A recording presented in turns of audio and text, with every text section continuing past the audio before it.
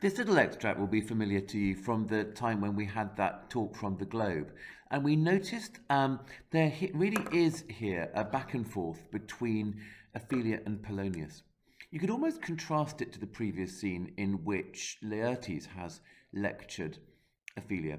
This is rather more brutal, more full of imperatives, more terminal. It has much more implication for the rest of the plot. He's much more explicit about the defense of virtue.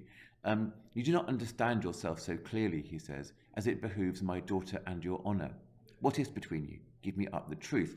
Curiously, Polonius does actually give Ophelia more chance to speak. However, when she does speak, Polonius is very quick to mock her. There is that taunting use of repetition.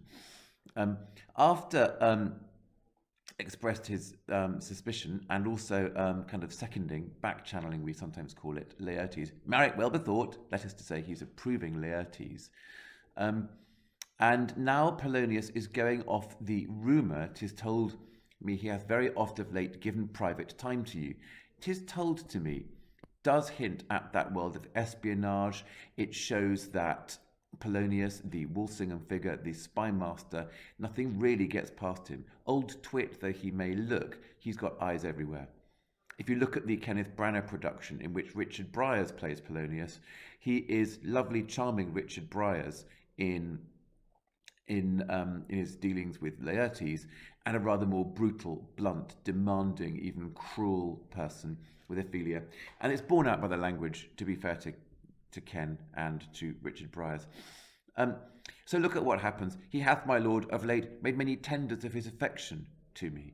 There she is, being very frank, very straightforward, very factual, very declarative. Affection? Pooh! Again, we have a kind of non-verbal here, like Hamlet's 5-5, dismissal. You speak like a green girl. And he actually manages to quote back both of the words, tenders, affection, both of the actual nouns she uses, he picks up and mocks. Then he starts playing with the phrase, with the word tender, in that way that shows him not quite as a fool, but fond of his own words. He's almost the kind of person who would use his own language and then mock it and challenge it. Look at the many ambiguities, the words he gets out, or the senses he gets out of the word tenders. You could, if you really had to, call it a large lexical field. You have taken these tenders for true pay.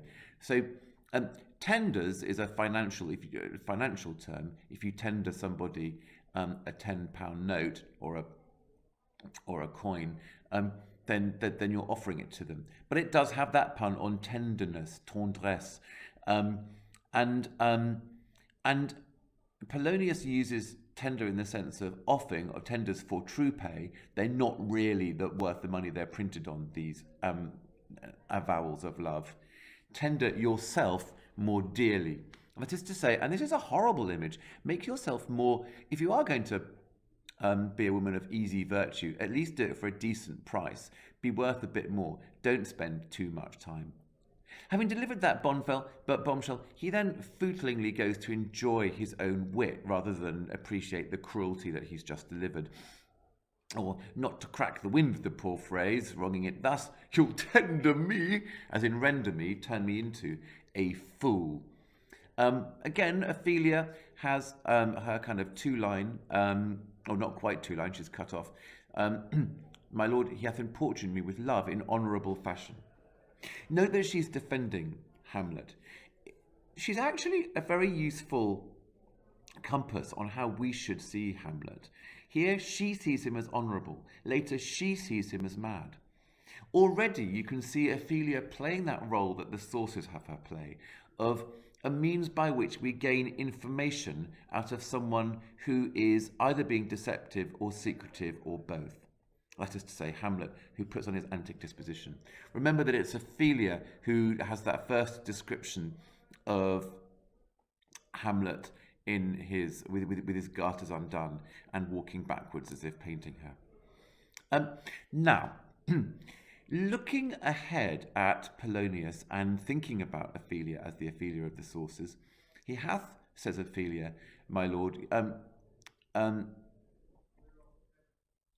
given countenance to his speech with almost all the holy vows of heaven.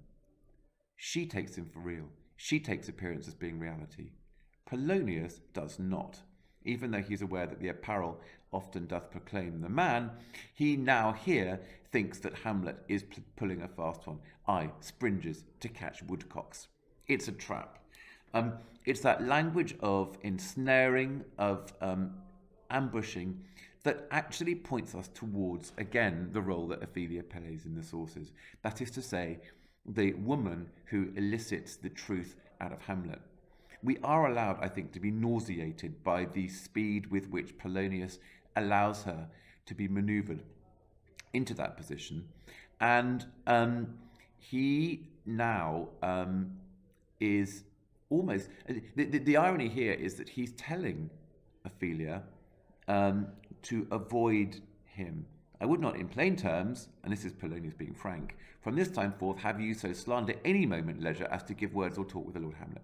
He's actually banned them from speaking to each other. This he presents, you remember, to the Queen and the King as a kind of scoop. What do you take me for? This is a kind of piece of expertise on his behalf. Note again Ophelia saying, I shall obey, my lord. She is overruled, she's silenced. She does have the last word, but it is I shall obey, my lord. It's not I will obey, as in not I want to obey. It's not that intentive use of the future tense. It is simply the straight future. However things turn out, this is the way it's going to be, whether I want it or not.